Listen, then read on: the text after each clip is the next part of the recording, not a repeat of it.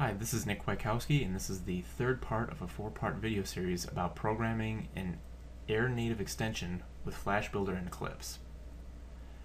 So what we've covered so far is actually setting up the environment, creating the DLL file that will essentially be our native extension or the native portion of our code. Now we're actually going to be dealing with creating the actual library file, the ActionScript code, that translates the native code side, the DLL, into something that our application can actually use. So the basic steps we're going to be covering include creating a new library that will become the AS3 portion of our A&E. We're going to create a new A&E descriptor file. We're going to write the AS3 code, so we're going to write, I think, like 3 or 4 functions in addition to the standard ones. And then we're going to compile the different components into an actual .ANE file that we can consume later on. The last part of the video series will actually show you how to consume that ANE file in your application and do some tests, so essentially writing like a little harness or something like that so you can test your DLL file. So let's get started.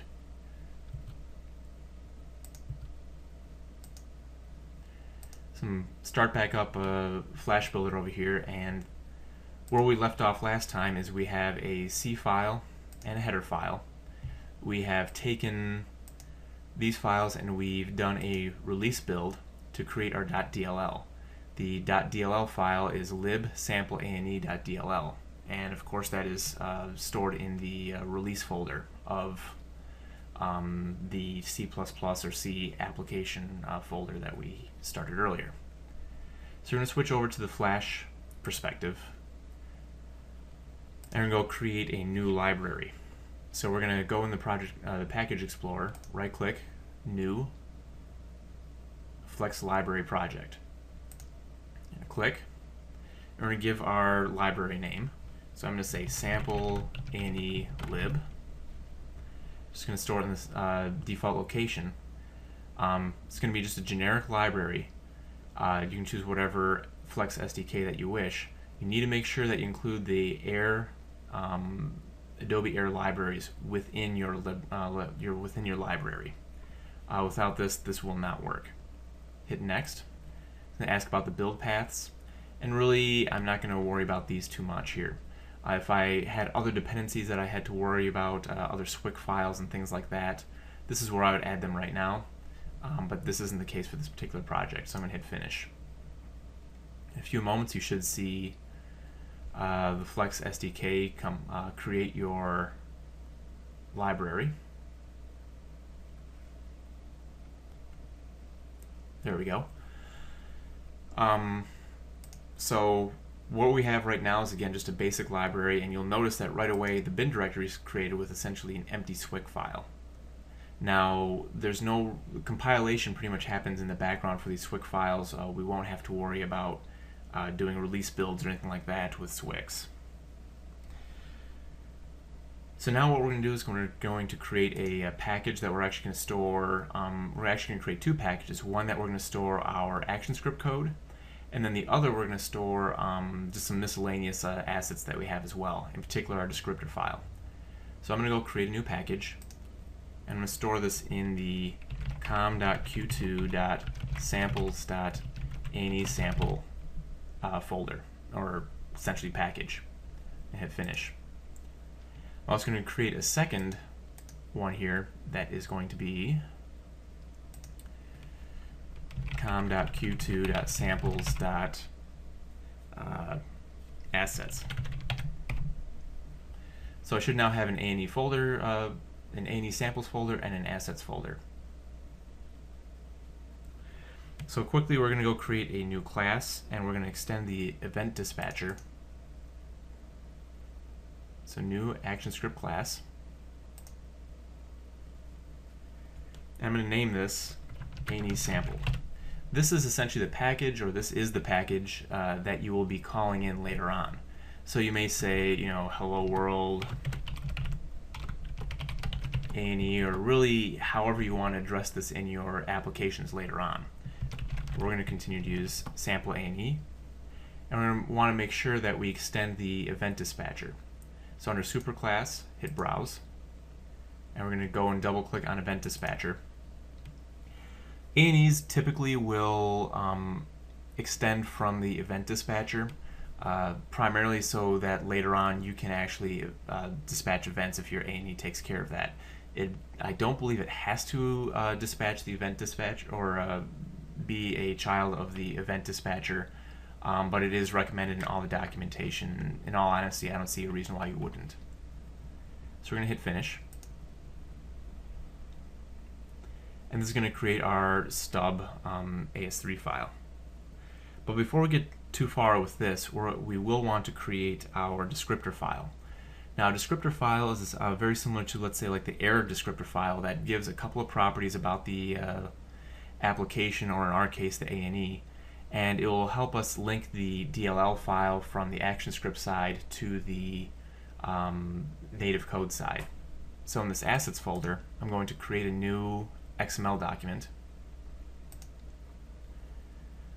So it's going to be a generic file named descriptor.xml, and hit finish. Make sure again that's in your assets folder.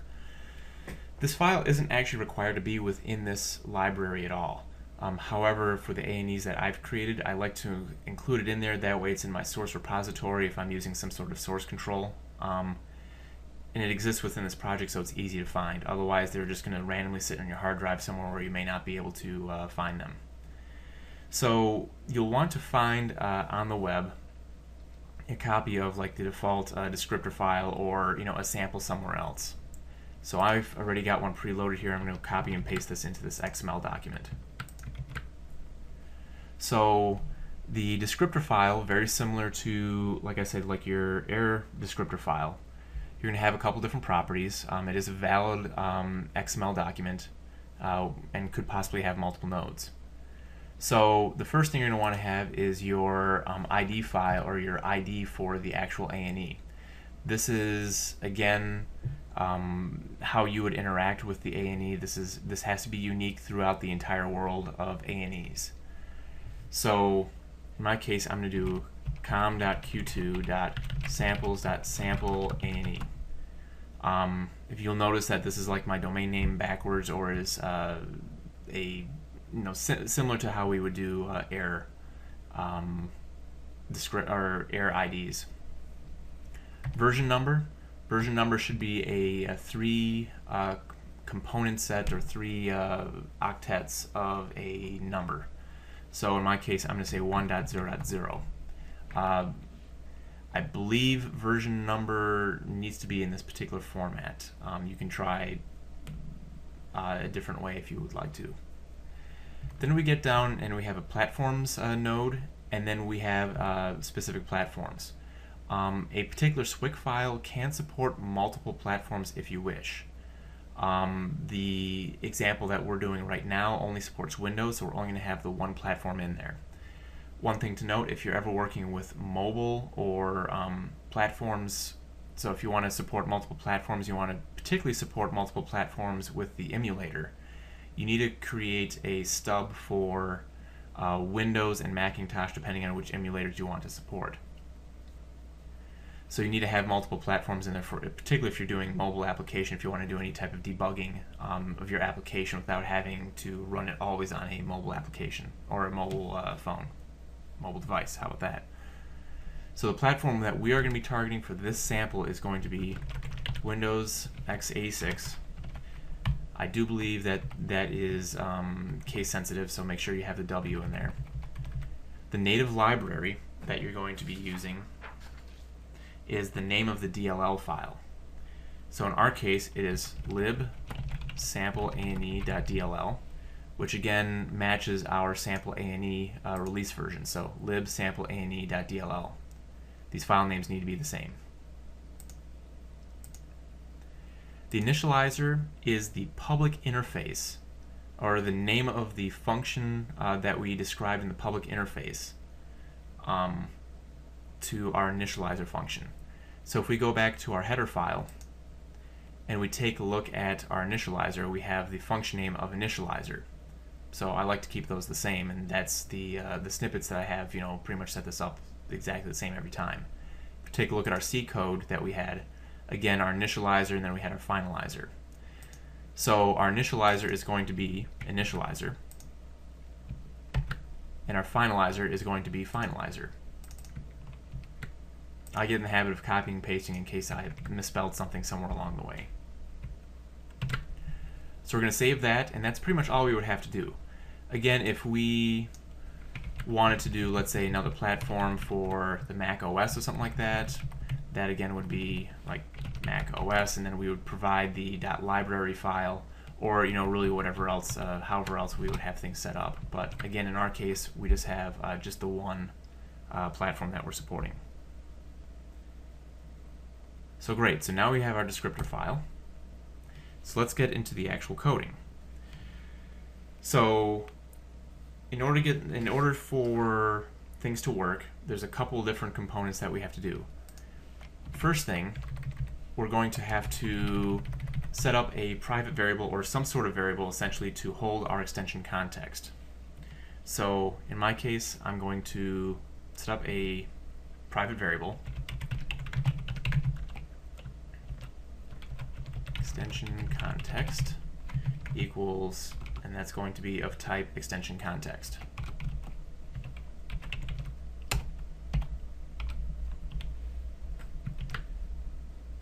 So we have a private variable that's essentially going to be keeping track of our actual extension.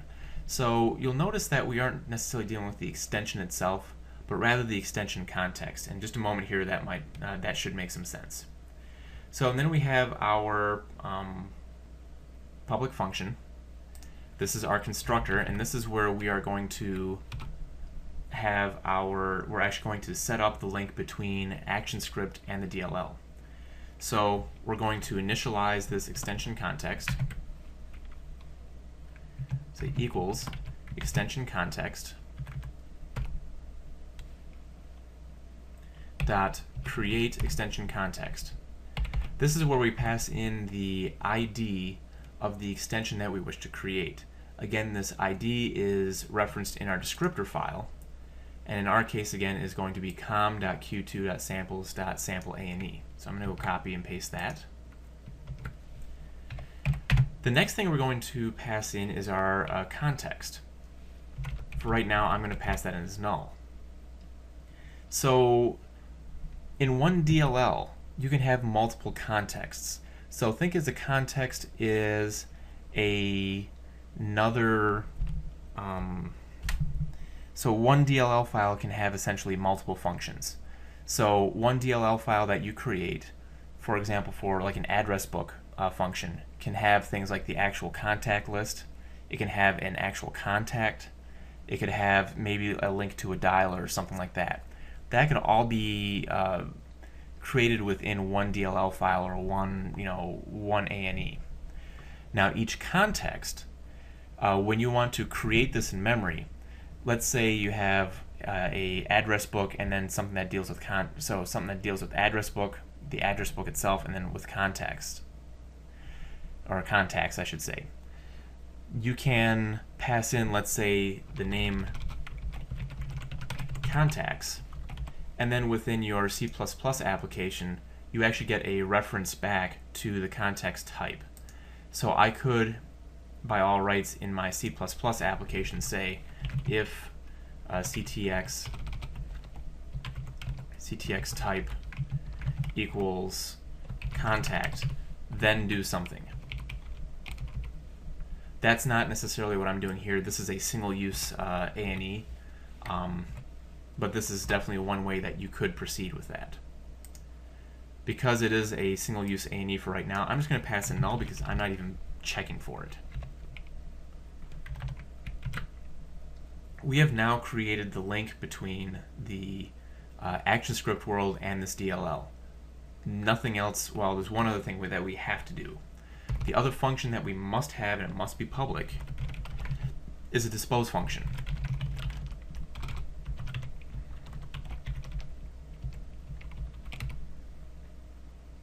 So the dispose function, all that pretty much does is it will manually dispose of this extension context.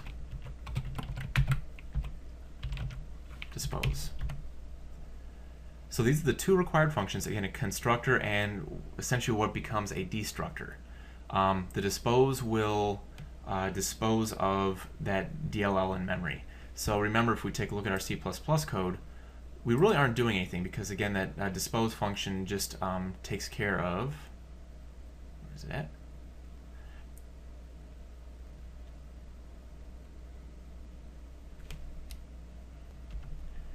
The dispose function, all it pretty much does is it will then call the finalizer, well, first call the context finalizer, and then as it's destroying the DLL in memory, it'll call the finalizer. Right now, I don't actually do anything in those. If I, let's say, had some files open, if I had some TCP sockets that I need to clean up before I want to destroy the DLL or destroy that context, I could actually call that dispose.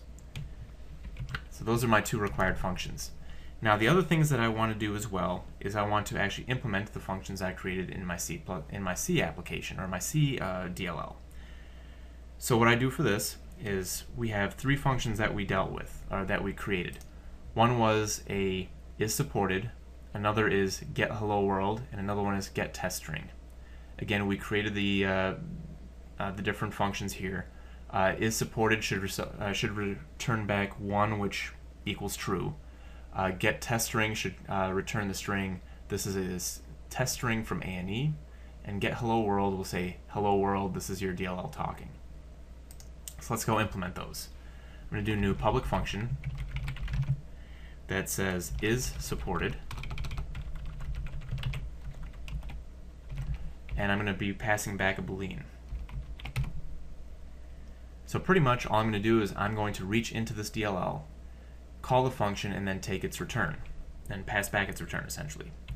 So I'm going to say return my extension context dot call, and this allows me to call a function name. This string must match the string that we mapped over here. It does not necessarily need to match the actual function name in your C or C++ application. So I have this as is supported.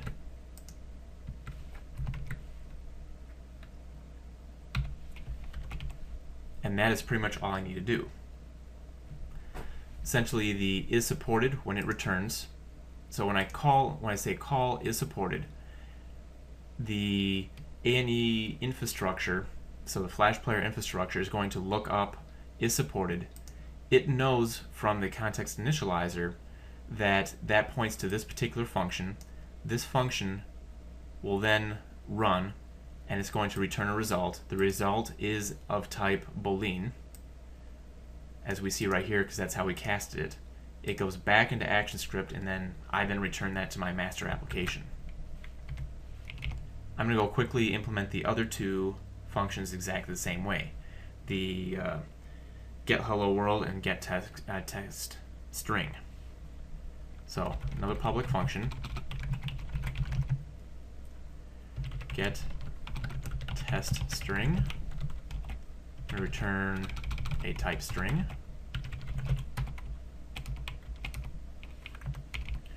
And I'm going to do the same thing for the other function.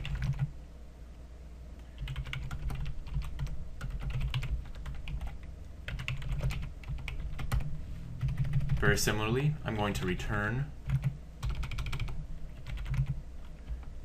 my extension context.call. I'm going to go just copy and paste those because that is easier.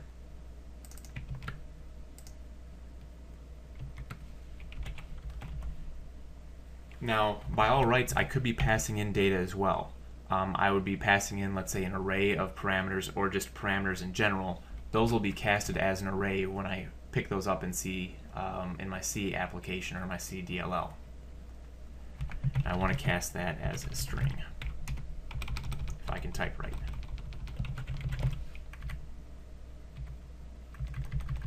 Same thing over here. And this was a get hello world.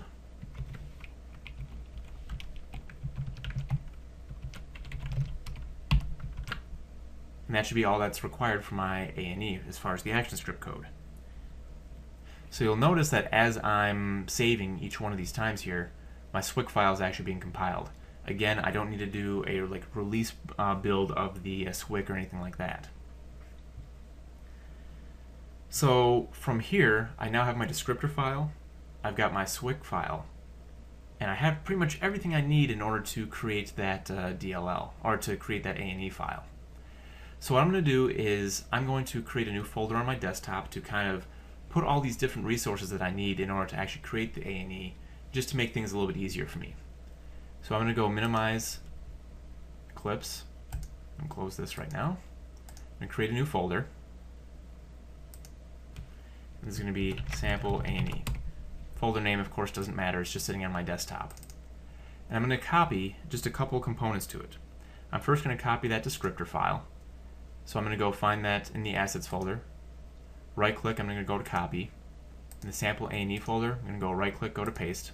And I'll put my descriptor file there. I'm going to copy that SWIC file.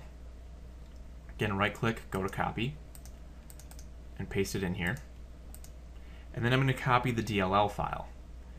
So the DLL, again, was in my C application, or my C project. Make sure you grab the release one. So now I've got 3 different files, and these are pretty much the 3 files that I need in order to create my A&E. Now, one of the requirements of compiling your A&E file is you need to get what's known as the library.swf file, and that is a component of the SWIC. So you have 2 options. Well, pretty much you have 1 option, I should say. You need to extract that from your SWIC file. Now, a SWIC file, if you've never dealt with one before, is pretty much a zip file. Actually, it's exactly a zip file with a couple different files within it.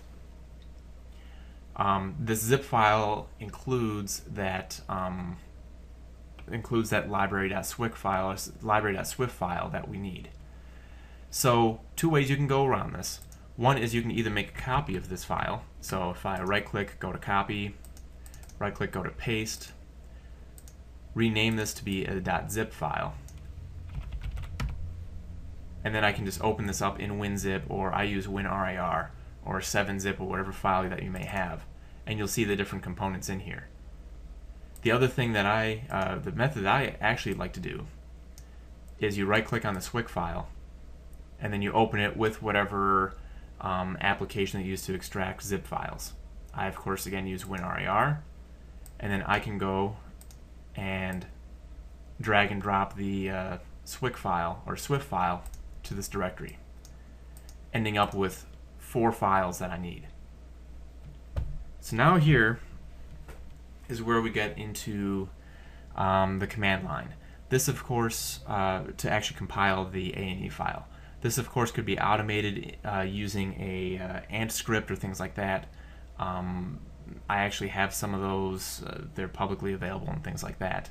But showing them on a command line makes a lot more sense other than just right-clicking and making things run. So I'm going to just have my command prompt open. I'm going to change directories into there. And I'm going to execute the ADT command. Now, ADT, I actually have that in my environment, so my Windows path. You can add the ADT file to your Windows path, just like you did on the GCC application. All you need to do is find the adt.exe file. It should be located in your Flash Builder directory. From Flash Builder, you're going to go into the SDKs folder, the SDK version, and then the bin folder. And that should have ADT. So from ADT, I'm going to execute a long command. So we're going to say ADT -package -target A&E. That's what we're going to be targeting. We're going to have the file name that we want to save this as. So we're going to say sample A&E.A&E. And then we need to pass in the descriptor file. So descriptor.xml. We're going to say we need to pass in the SWIC file. So SWIC or -SWIC, and then we're going to say sample A&E.SWIC. and we have to declare what type of platform and what files we need in that platform. Platform Windows x86, and then we're going to compile in that library.swift file, and then our DLL, which is libsample.dll. libsample.ane.dll. And when I hit enter, I shouldn't get any errors. Oh, I forgot one thing. You do need to update your library file, and we'll do that right now, so that the Swift version has to be greater than or equal to 13. To do that, you go back into Flash Builder, right-click on your project, go to Properties, you go to the Flex Library Compiler, and under Additional Compiler Arguments, you say -swf -version 13, then hit Apply. Should just take a second, and you should get a new SWIC file out of this. Again, you're going to want to copy this back into this folder. We're going to overwrite it, and then we need to re-extract that SWIFT file.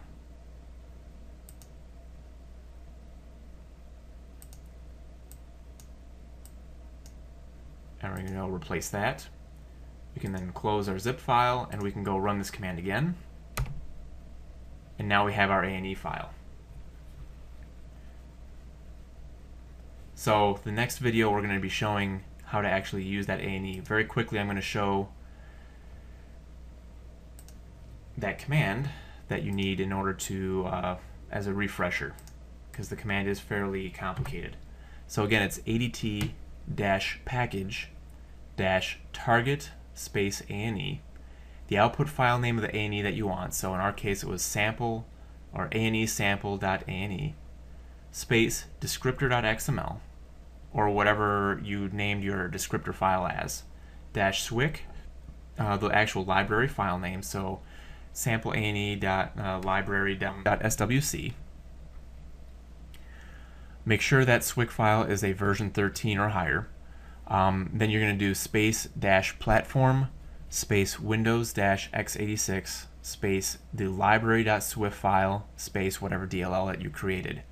If you are creating an ANE that has multiple platforms on it, for example Mac OS or Android or iOS or something like that, you can continue to add additional platforms by, after your DLL file, by saying -platform, let's say iOS or something like that, and then you can do the Swift file to that library for the library for that particular platform, space the Xcode file or the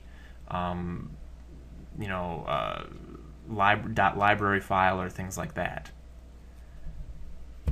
So again, in the fourth video we're going to be showing how to actually consume this ANE and use it within your application in both the Flash player and the full release application, and also a testing environment as well. Again, I'm Nick Kwiatkowski, and I hope you enjoy this video. I'll be seeing you in the next video.